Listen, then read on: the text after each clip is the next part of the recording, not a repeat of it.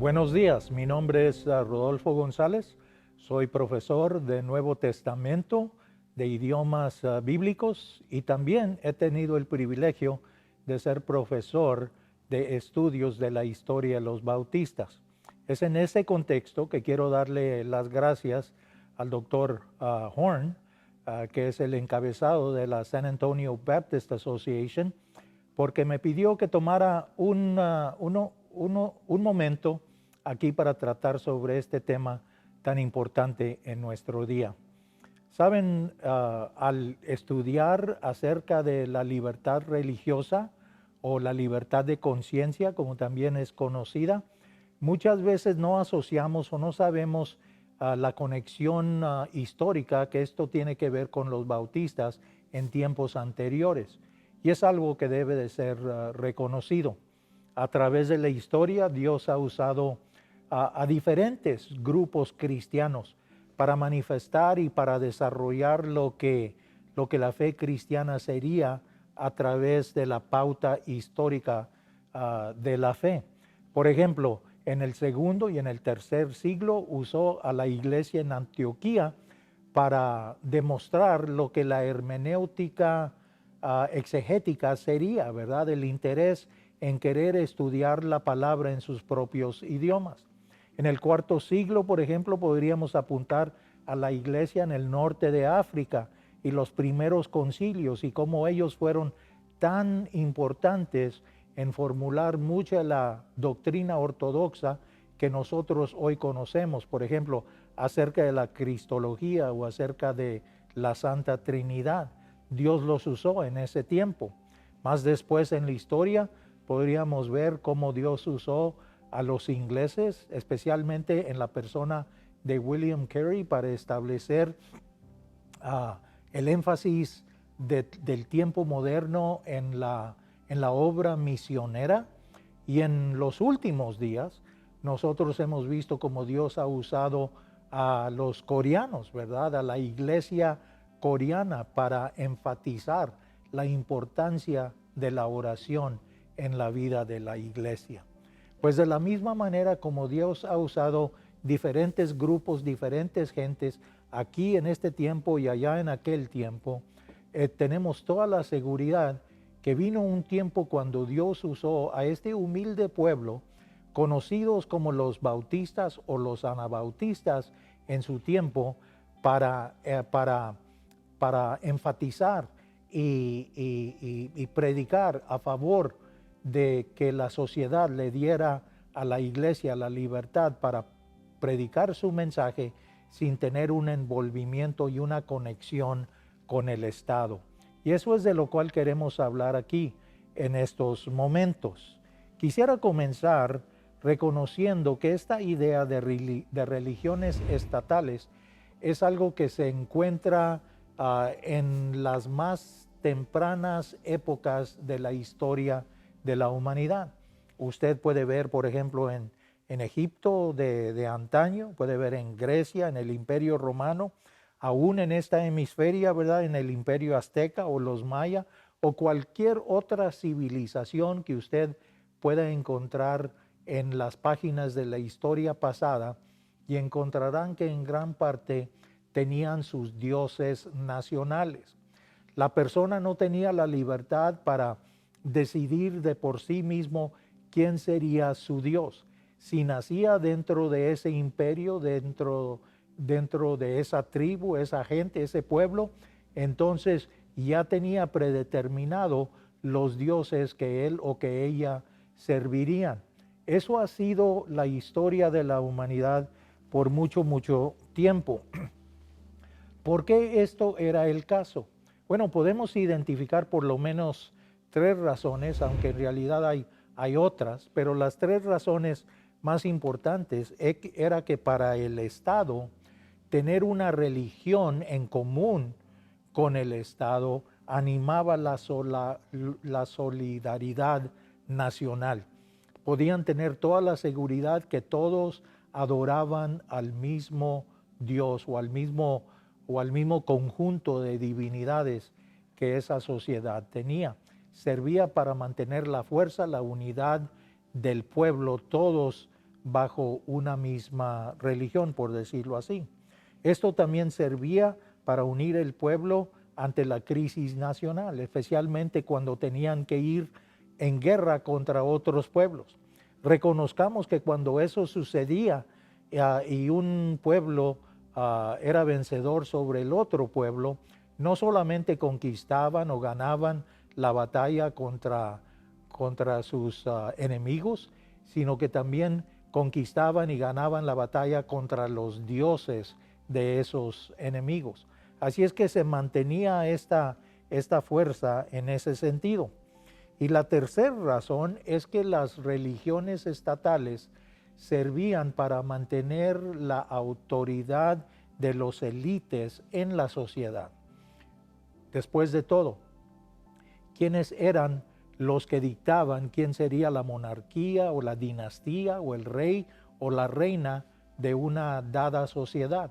Eran los dioses los que autorizaban esa familia dinástica, y también los sacerdotes mantenían control sobre el pueblo, porque ellos eran los que tenían la autoridad para ir ante los dioses y traer los beneficios de los dioses a la población o al pueblo en general. Así es que había muchas razones por mantener esta relación entre el Estado y la religión, y a tal punto de que si uno no suscribía a la religión nacional o del Estado, era considerado no nomás un hereje, pero también un traicionero al Estado. Así es que era en realidad una realidad imponente, que lo podemos a través de cienes y cienes de años en la historia pasada. Pero para nosotros es importante pensar y preguntarnos, bueno, sabemos que esto fue el caso con el Imperio Romano, pero ya después de que el cristianismo empezó a predicarse a través de las provincias romanas, ¿estaba entonces el Imperio Romano en una situación como para abandonar esa antigua perspectiva acerca de la relación entre el Estado y la religión? ¿Estaban listos para descartar esa antigua filosofía y entrar en un nuevo conocimiento personal de lo que es ser fiel a la fe de uno? ¿Estaba el Imperio Romano entonces listo con el advenimiento del mensaje del Evangelio de Cristo Jesús? ¿Estaba listo para descartar esa antigua ideología? Bueno, cuando nos ponemos a ver cómo empezó a tener el impacto el cristianismo en el Imperio Romano, encontramos una serie de eventos que lo dice todo.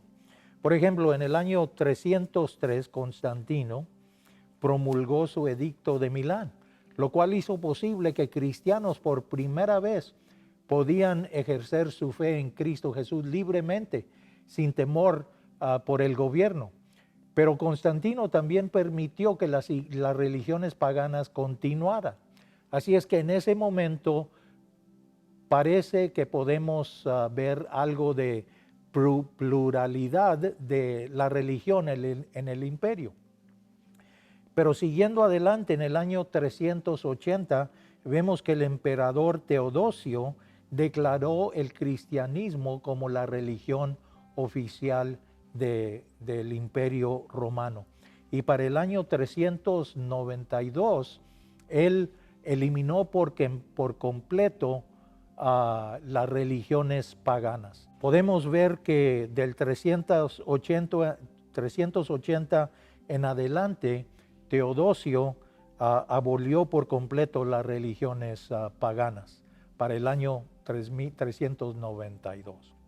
Siguiendo adelante, en el V siglo, vemos a Leo Magno, que empezó a dar énfasis a esta idea que el obispo de la ciudad de Roma sería conocido como el Papa, como el padre de la iglesia en el oeste. Y poco después de eso también vemos que Carlo Magno, en el siglo VIII y IX, esforzó la unión de la Iglesia Universal, de la Iglesia Católica Romana, apoyada por el poder del Estado romano. Así es que, aunque comenzó el cristianismo siendo presentado una persona a la vez de los labios de los apóstoles, vemos que a través de los siguientes siglos que continuaron, el cristianismo se volvió en la iglesia o la religión, mejor dicho, oficial del Estado romano. El historiador Diarmid MacCulloch describe esta idea de la cristiandad como la unión de la iglesia cristiana con el poder civil del Estado romano. Y básicamente eso fue lo que sucedió a través de toda Europa. La Santa Trinidad vino a ser el Dios oficial de Europa, haciendo más fuerte la alianza entre el Estado con la religión. Las dos ayudándose mutuamente, ayudándose en sus mutuos intereses para mantener todo el pueblo unido bajo una religión hegemónica y también una política unida en ese sentido. Tiene cierto sentido todo esto cuando encontramos o cuando vemos la situación geopolítica de Europa. Cuando consideramos que desde el 1453 el Imperio Otomán estaba al este de Europa, ¿verdad? Poniendo sobre Europa la posibilidad de conquista, y también hacia el sur, en el norte de África, ¿verdad? Los moros, que también eran musulmanes. Podemos ver que Europa se encontraba rodeada de enemigos, podríamos decirlo de esa manera. Así es que rodeados de esa clase de enemistad, se puede entender hasta cierto sentido por qué el Estado y la Iglesia tenían que mantener una unidad sólida contra estas clases de fuerzas contrarias. Esta era la realidad para los europeos católicos romanos por cienes y cienes de años. Pero llegamos entonces al Renacimiento en el siglo XVI y nos preguntamos, con la introducción de la imprenta, con tantos nuevos avances que estaban empezando a manifestarse en el mundo y en la cultura, ¿habría llegado o llegaría el tiempo entonces cuando la Iglesia empezaría a ver o a tratar de reconocer su relación con el Estado de una manera diferente? Cuando llegamos al tiempo de la Reforma Protestante, por supuesto llegamos a ese tiempo cuando surge este principio tan importante, sola escritura, ¿verdad? La cual da énfasis a la palabra de Dios. Y podemos imaginarnos que Lutero, junto con Calvino y muchos de los otros reformadores de esa era, conocían su Biblia, la estaban leyendo en el idioma original. Así es que no debe caber duda en nosotros que ellos leían la palabra de Dios y sabían cómo la Biblia y específicamente el Nuevo Testamento pensaba y definía esta idea de una iglesia como eclesía, como un cuerpo de Cristo separado de la sociedad para anunciar las virtudes de aquel que nos llamó de las tinieblas a su luz admirable. No cabe duda que Lutero y otros tienen que haber entendido eso. Y me pregunto, ¿no estaban ellos entonces conscientes de lo que Pablo dijo cuando dijo, estad pues firmes en la libertad con que Cristo nos hizo libres? Gálatas 5:1. Seguramente que sí, pero después de todo, llegamos a la conclusión que los reformadores clásicos de la era de la Reforma reconocieron que para ellos era imposible descartar esta relación entre el Estado y la religión.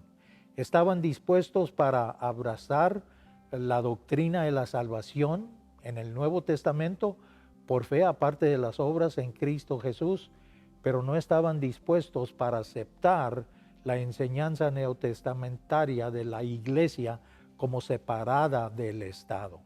todavía tenían intereses magisteriales.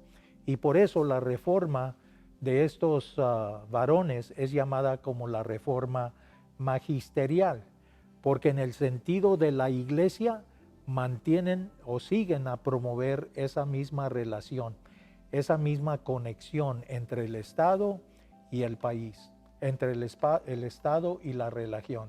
Y por eso mantienen esa relación magisterial, porque mantienen la relación entre el Estado y la religión, a tal punto que aun cuando había grupos cristianos y otros grupos que reconocían y enseñaban que tenía que haber una separación entre las dos, ellos los reconocían como herejes y estaban dispuestos para eliminarlos en vez de reconocer las enseñanzas bíblicas.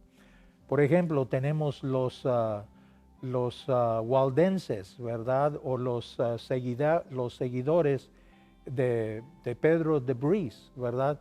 Personas que reconocían lo que la religión cristiana demandaba desde la perspectiva del Nuevo Testamento, pero eran considerados herejes y traicioneros al Estado.